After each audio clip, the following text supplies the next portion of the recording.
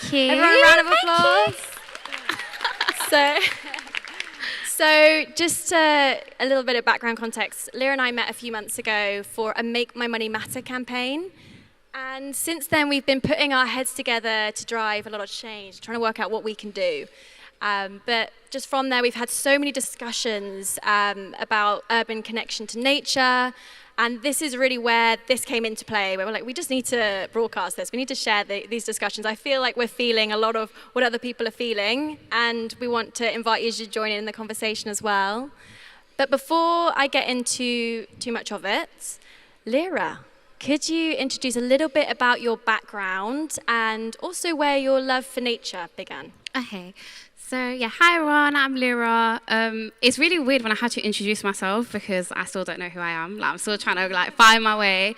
And at the moment, I'm wearing two hats. So I work part-time with the London Wildlife Trust. All my London Wildlife Trust people are here.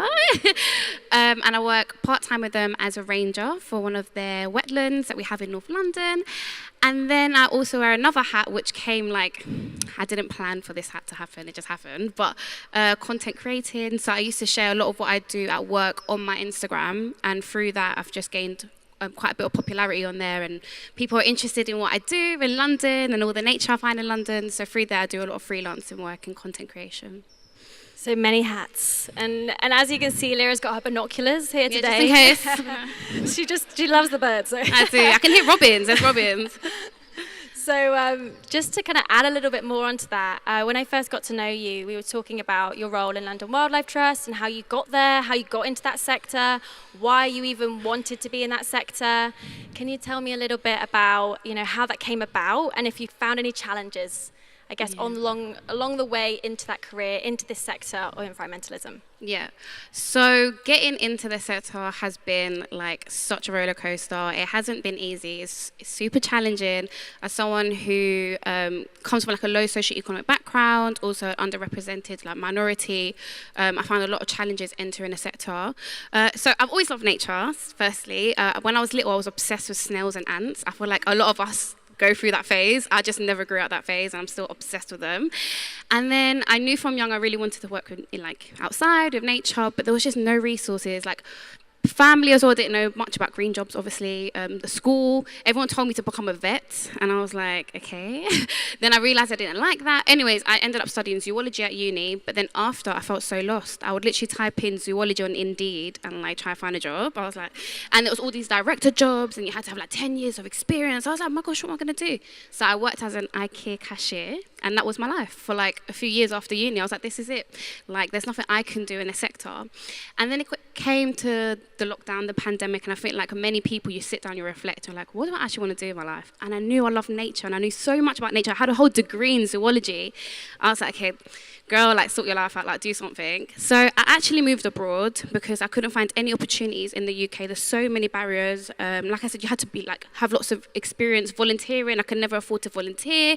So I moved abroad actually for a year, and I did work with BirdLife Malta. And I gained lots of experience, but then I came back and I was still in the same position of feeling stuck. What am I going to do? And then I found Keeping It Wild traineeship with the London Wildlife Trust. And it's a traineeship, amazing. Emily, who runs it, I know she's going to hate me for this. I know, sorry, Emily, but she does amazing. She's the manager, and she came up with this idea, and she's dying.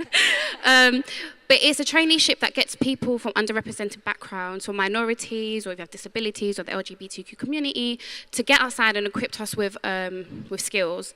And that's what I did. And then from there, I got my confidence. I started my Instagram, and yeah, I'm here now.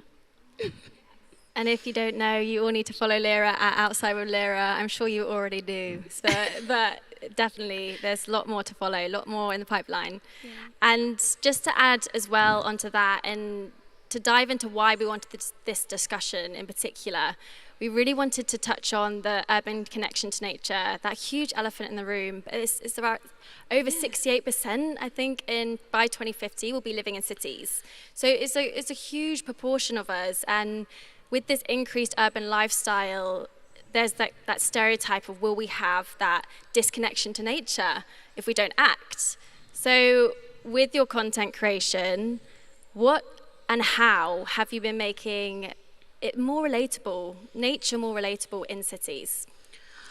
Um, it's so difficult because I didn't do it trying to be relatable. I think literally just because I am from an urban background, I've always lived in city or grew up in Croydon. So just being myself and not being, because back in the day, especially like when I was studying zoology, when I first finished my degree, I really tried to change who I was so I could try to fit in with the nature scene. Because, it's typically people from like middle class or rural areas, and like I was like, well, I've got to start speaking like them. Then I started changing the way I spoke. I started changing the way I was.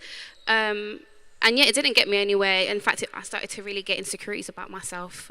So I think just being more like yourself and getting urban people to represent, that's the only way you're going to connect urban people to the scene, is having urban people like representing and telling our stories, because there are so many of us in London and other cities that love nature. Like we just don't have the resources. So yeah, we're not usually given a voice. We're very underrepresented, but there's so many of us that love nature and want to connect with nature. So, and I think language is also a really important thing. And like in my captions, and when I'm very mindful of how I word things. If I say, like, today I'm dead hedging as part of my job, no one's gonna. What's dead hedging? Like, who knows what dead hedging is? No, none of my followers are gonna know. So I'm always like, trying to make sure the language I use is very understandable, relatable. Absolutely. And we've also spoken about the importance of romanticizing urban nature a lot as well. Yeah. And just your passion, like how do you get that across on social media? I don't know. Do you know what? Maybe because I'm a romantic person. Like I really just romanticize everything about my life. I could be on a train and I romanticize. I look out the window and I'm like, oh, so I can do that with anything. And I don't know. I don't know how I do it, but even with pigeons, like I can take a video of a pigeon and you just put the right type of music, edit in the right way, and all of a sudden everyone's in love with pigeons. And so I think it's just being fun with it, being cool, putting the music, or your captions. Like it's very creative. It's like my artwork, making things romantic in London because it's difficult. London is we're all in survival mode. We're very on the grind, especially in the poorest cities. In Croydon, there's nothing romantic about Croydon. So trying to make it romantic and make the nature there romantic, it is an art. And it takes a lot of time. It's not easy. Yeah, totally. Gotta respect that. I know. And with the work that you're doing in Croydon, do you want to speak a little bit more about the kind of more local work in Croydon that you're doing and why you're doing it? So I've got a community garden that I started as well in 2020 called Soul Food Garden. It was a patch that used to just be vulnerable to fly tipping, a lot of criminal activity as well because it's a dead end. And it just made our road feel really unsafe. So we're like, right, we're going to change this. We're going to switch it up. We're going to make something really nice out of this dead end green patch that we have. So we started growing fruits and vegetables, and now we grow an abundance of food. We've built a tree house, and it's just really built a community. Now there's no crime going on the end of the road. We have food security as well. There's a lot of people that are struggling to afford food, so we grow a lot of food in abundance. Our neighbours can reap for free. So is that what you were talking about? Yeah. Okay. Yeah. You're doing so much. It's awesome. Thank and you. With I guess if someone's listening today and wants to pass on this nature connection, what advice would you give to someone in the city that wants to connect with nature but doesn't know where to start?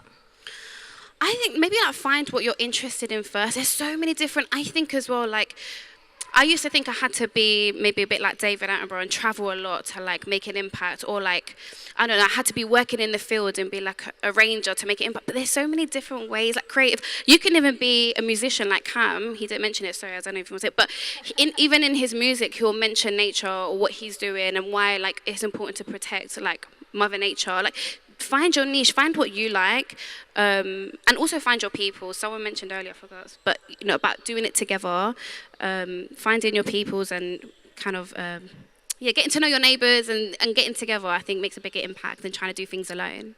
Absolutely. And thank you so much, Lira. It's just awesome to have you here, and just thank you for all the work that you do. I'm going to pass over to the floor because now you've got a bit of background context of Lira and her work. Has anybody got any questions that they're dying to ask? Come on, guys, ask me something. I can pass a mic. Go on, who's up first? Oh, yeah, Jasmine. Go on, Jasmine. Do you want to come up? Here's a mic. Jasmine, come on. Hello. Hi. What is your ideal, future? What does the ideal future for you in terms of, people and nature look like? Oh gosh. Okay, ideal but not realistic. Like this is super not realistic. I just love like community vibes. I feel like I don't know if this is just a London thing, I don't know, but I think everyone's trying to do things on their own. Like everyone's trying to do things on their own and it's all about like getting as much money as possible. I mean, it's difficult because when you've come from nothing, all you want to do is build as much money as possible and get to the but it's just such an isolating, horrible. I really want community. I want my community garden where we grow loads of foods and we literally just chill outside in our community garden and we just share foods and sometimes we camp there. I want that, but like forever, for everywhere, like in the UK. Just everyone eating together, growing your own foods, eating together, not having to go to, school's important, but like also, like, I was gonna say not going to school, but school's important, but like also being educated by like your elders and like passing important knowledge and like who am I? You know, because the school system didn't teach me who I am. You know, I didn't know anything about my ancestors or, you know, what was important or my spiritual beliefs. They were not taught in the school system. And I think, you know, the only way we can pass knowledge is through our elders and through community. So that's what, growing foods, no school, and community.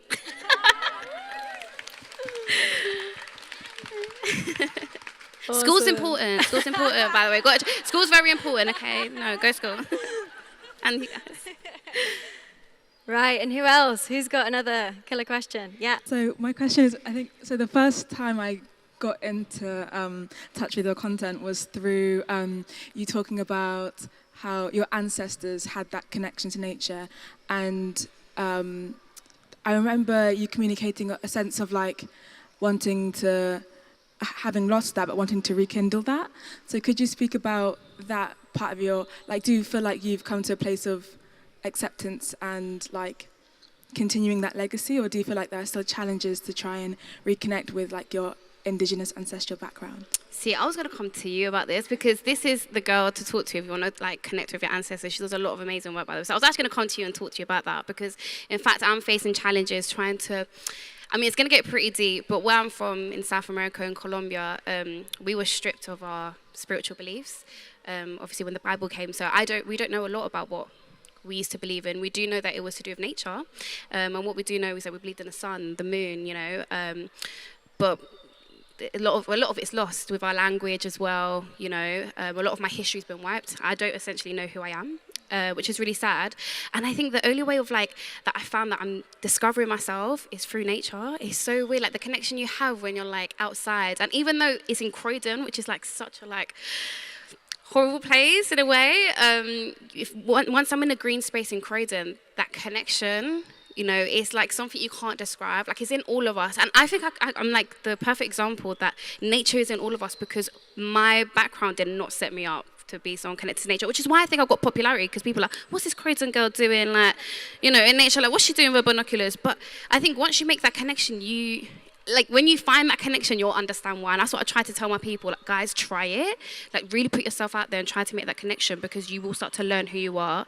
And learning who you are makes you closer to your ancestors. So yeah, I hope that answered the question. Yeah, absolutely. We have time for one more question. Sunny?